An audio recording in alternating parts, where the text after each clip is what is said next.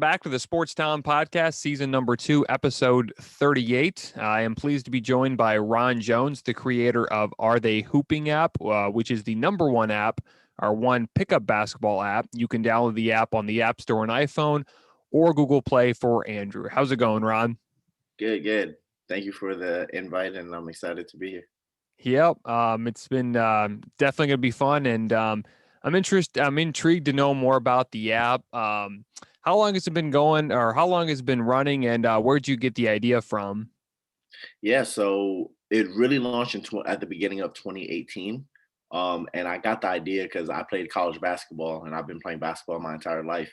And one of the biggest problems I have is when I want to play pickup, or I'm not sure if one, anybody's at the gym, or two, the people at the gym are trying to play full. So a lot of times before I go, there was no way of telling. So I just decided to create an app that might help with that. All right, that's really cool. Where did you play college basketball at? I played at Berry College in North Georgia. Okay. Did you play like all 4 years, or just a few years, or? Yeah, so I only played my freshman year, and then I ended up transferring to Kennesaw State University. And once I transferred to Kennesaw State, I started my company. So that kind of took most of my time. I decided to focus on my new major, which was computer science, and my new company, which is called Collective Minds Incorporated. It's still running to this day.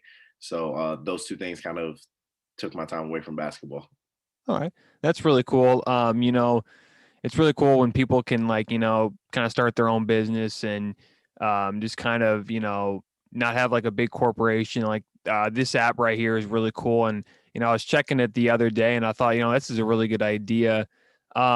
What is the main goal for your app? So the core purpose is to let people know where you're playing near you, but it's really a social networking app. So ideally, in the future, we want it to be the premier social networking app for basketball players. So if you want to know basketball news, you go to Are They Hooping, or if you just want to talk about the game, if you want to play pickup, if you want to know who's the top players right now. So we really want it to be a lot more expansive and just like an app for the basketball realm. All right, that's really cool. Like, I think that's a great idea. Not a lot of people have that, and especially like I kind of have that problem too, where you when you want to go to the when you go want to go play basketball, you kind of look and some people are doing this and some people are doing that. You can't really like find that person who actually wants to play pickup basketball, or yeah. So, um, right now in the you said you're a big NBA guy. Who do you like right now for MVP? After the All-Star break was over. So even though he hasn't been playing his best ball since after the All-Star break, I still think Steph is probably in lead for MVP, just because without Steph, I really don't think the Warriors are doing anything. They've been having a pretty decent season, and I think he's fourth in the league for scoring with no help, getting doubles pretty much consistently. So I'll put him in the MVP front runner right now. Well, I think I was checking the stats, or I was hearing someone was talking. I think it was a big basketball analyst, and he said, Steph Curry is actually having a better season than his two previous, or he's having a better season than when he won the MVP back in 2015 and 2016. But because his team isn't the same, he probably won't end up getting it. But yeah, that's Steph Curry has been having a great season, and his stats are almost like outstanding. And of course, he wins the 3-point contest, so he's been having a great season. Right now, it seems like Brooklyn right now is unstoppable. Do you think Brooklyn's the best team in the league right now? I do, especially after their latest pickup with Blake Griffin. If he's even a shadow of himself in the past, that I don't really see them having much competition, except maybe once they get to the West. But I think I'd see them taking the East very easily, and I really don't see much competition in the West. Maybe Lakers late in. You can never count LeBron out, but yeah, Nets are definitely looking good this year.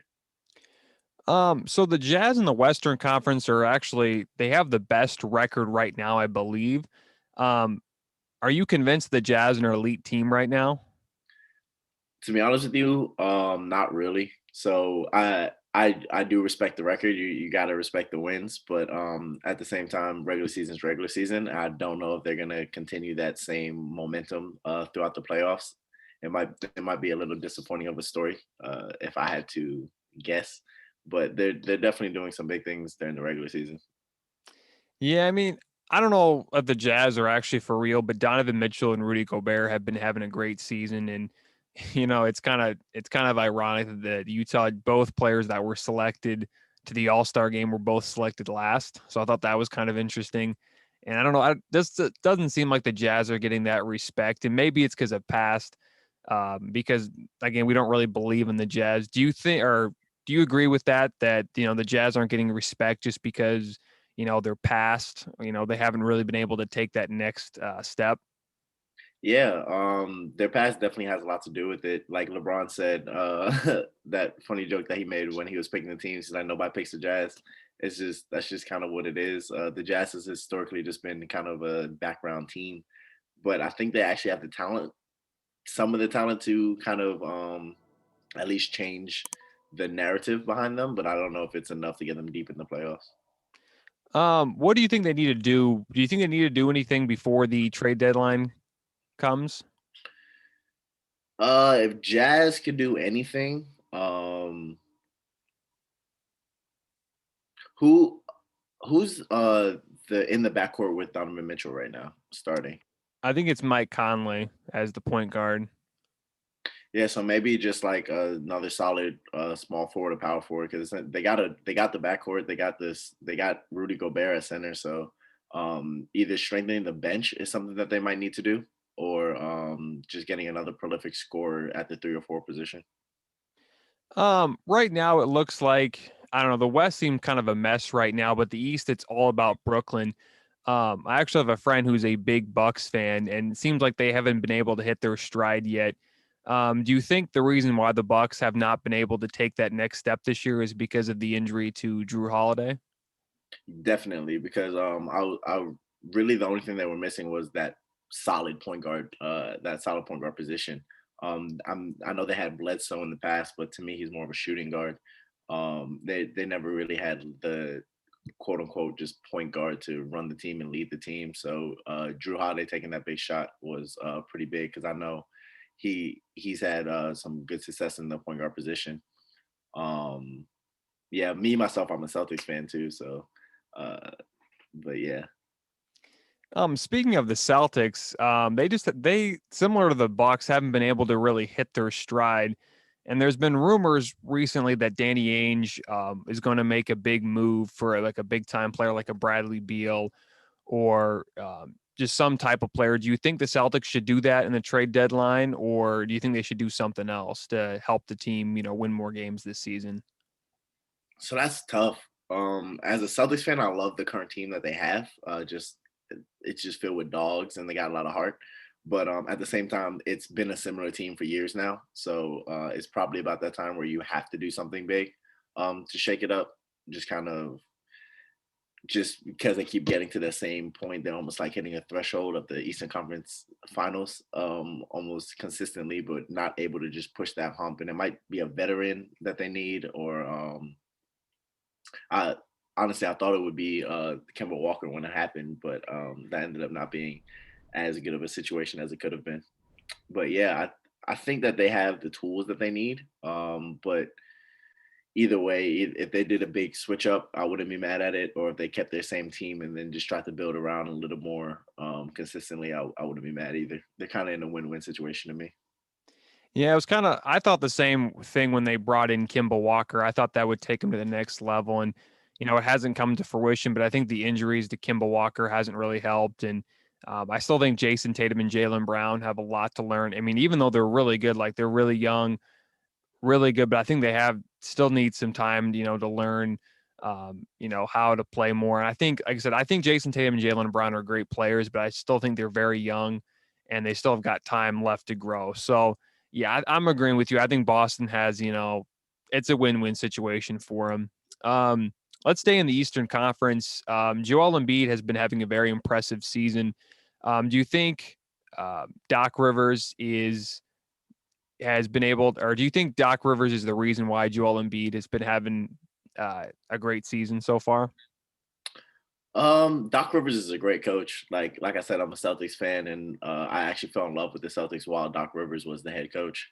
Back when Ray Allen and Ray John Rondo were on the team, but I think it'll be hard to attribute Joel Embiid's success to Doc Rivers just because he's such a outstanding player. I think he probably would have found that success in any decent system. So we can give Doc Rivers the props for creating a system where he can be fluid in. But I don't think that would be hard. Yeah, I mean, it seems like the Sixers have still been able to, come like the Sixers. They were a decent team with Brent Brown, but I feel like when Doc Rivers came, this team has been a completely different team. It's transformed into, a top tier team.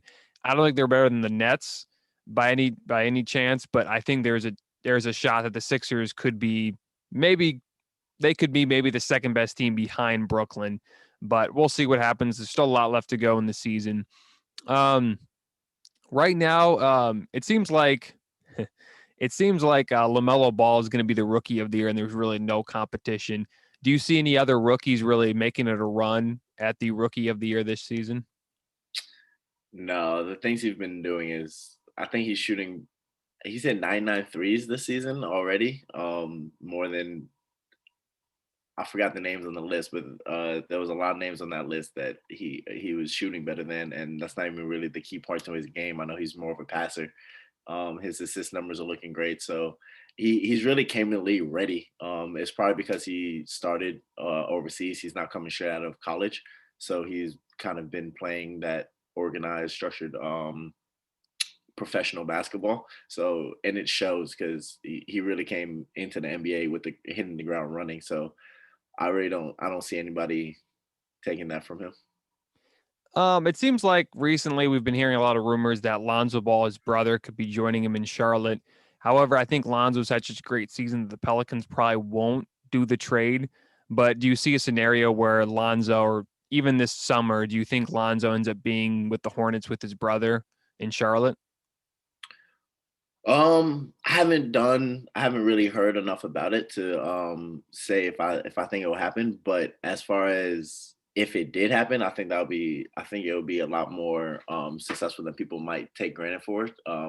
Just being a basketball player, playing with somebody that you have chemistry with is just a different game, and I can't imagine the chemistry that they have being brothers, growing up together, playing their whole lives. So, and both of them are elite players. They can shoot, they can pass the ball, they can kind of control the flow of the game. So having that chemistry together in the backcourt would be pretty fun to watch. Yeah, and I mean, it's kind of crazy how we all thought Lonzo would be the top, or would be the best player in his family, but it feels like LaMelo has just came into his own. And maybe I mean, as you were mentioning, playing overseas, I didn't realize how much that could help you. And I think LaMelo he's outstanding, and I think he's going to be a really good player in the next 10, 15 years. He's going to be probably in the top. Um, Speaking of the Pelicans, do you think they have a chance to make the playoffs this season? I think so. Um, do you know their currently where they sit?